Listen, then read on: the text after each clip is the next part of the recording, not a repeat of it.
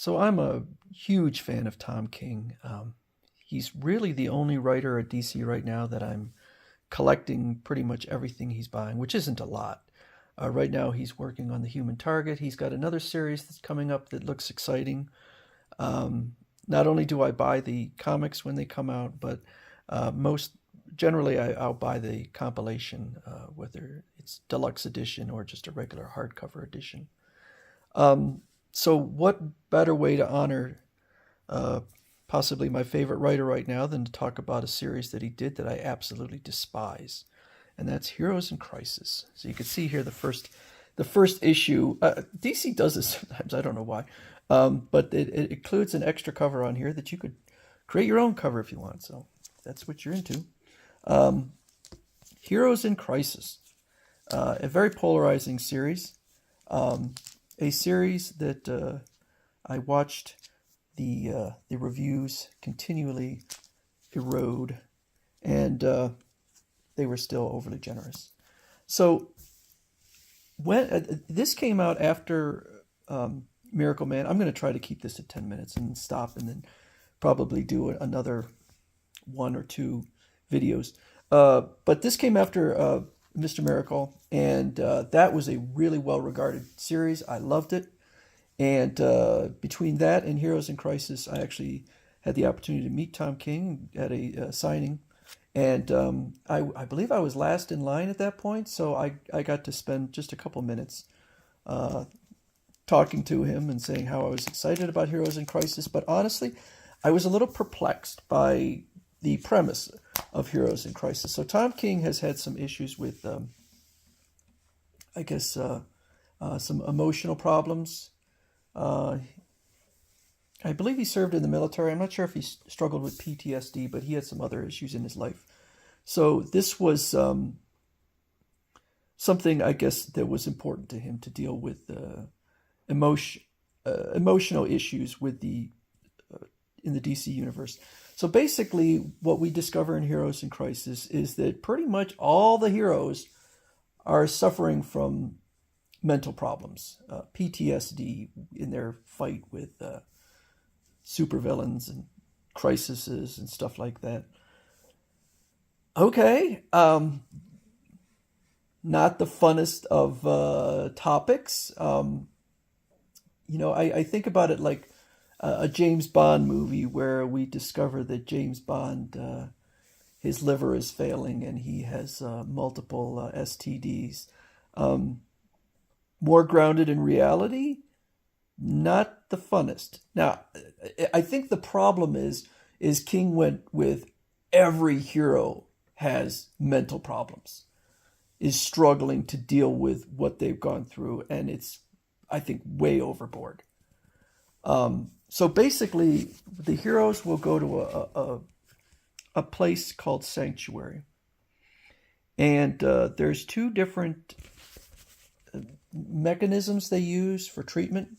The first is they basically just do confessions, recorded confessions, and I don't understand. I haven't dealt with mental health issues myself, so I don't know, but it seems to me like it would be pointless since, as far as I can tell, there's no back and forth. It's just, I mean, you could have just had them speak into a mirror. I don't understand what the point is. But what Sanctuary will then do is it will take these confessions, because these confessions, sometimes they reveal their secret identity, they reveal different things about them.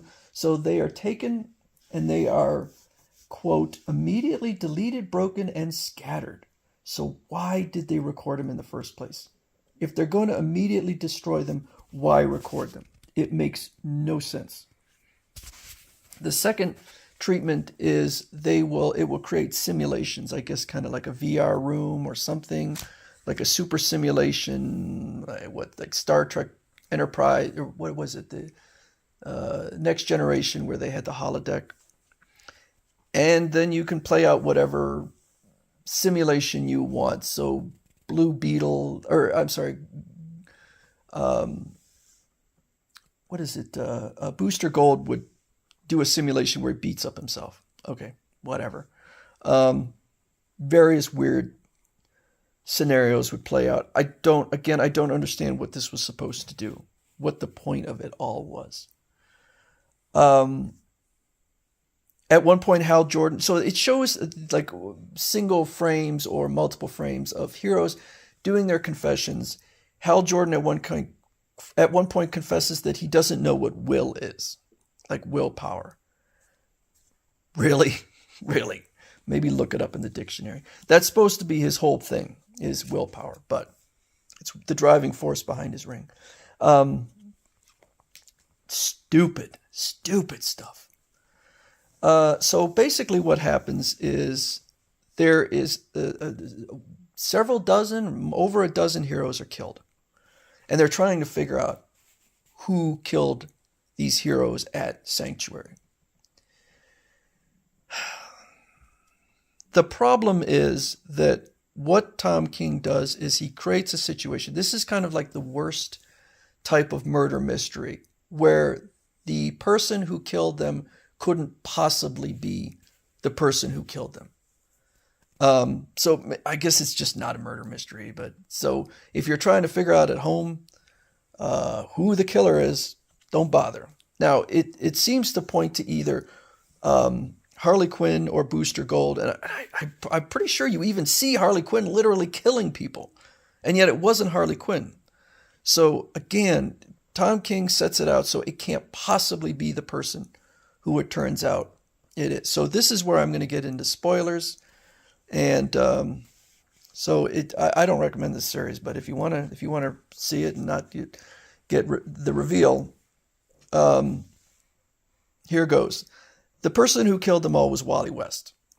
And I'll explain what happened, because it's really stupid. So basically, Wally West, for whatever reason, he was at Sanctuary, and he started to get delusional and paranoid and started to believe he was the only one at Sanctuary. And I guess he comes across they were these, I believe it was Batman who set up Sanctuary, and he set it up so that it would delete these confessions and, using the brain of Batman, scatter it so it could never be reconstructed. But Wally West is super powered, super speed. He discovers these confessions and is able to somehow reconstruct them because he becomes magical. And I guess when you're a speedster, you can do anything. So what happens is when he watches these interviews of other heroes, and the pain causes him to explode, killing more than a dozen heroes. Now, we learned that apparently anyone who is touched by the Speed Force is constantly trying to hold back this explosion. We've never been told that before. Apparently, a new superpower that has never been shown before and probably will never be seen again. Now, I would think that maybe there would be occasions where Flash or Wally would kind of find that useful to be able to explode. Maybe not to kill people, but, maybe to take down a villain, just explode. I doubt we'll ever see it again either. Who knows? Maybe some writer will pick it up and go, oh yeah, that's another power of the Flash. He could explode. So he doesn't mean to kill anyone, but he does. And so now he feels really terrible and decides that to try and redeem himself, what he'll do is he'll take all of these confessions, these private confessions. Now, I will reveal something about myself. I work for a healthcare provider, and we have it drilled into our heads. HIPAA, which is one of the things is that you absolutely keep personal information about health private. But Wally West decides to take these interviews, send them to Lois Lane, and have them revealed. Fantastic. And Lois Lane is helping him. Great. Fantastic, Lois. And apparently Superman is also aware. Now, one of the secrets revealed is Superman reveals, for whatever reason, that he's Clark Kent. Now, obviously, at this point, when I'm filming this, he has also revealed, but this was prior to him revealing he's Clark Kent. Now, Lois Lane apparently did kind of pick and choose what she released, which again doesn't make her a good person. It makes her even a more terrible person, because who is she to decide what secrets she will allow and not allow? And certainly, if you're someone suffering from mental issues, having your mental issues splashed on the page by Lois Lane is probably the last thing you want. Anyway, I'm going to end it here and then pick it up again later and do a part 2.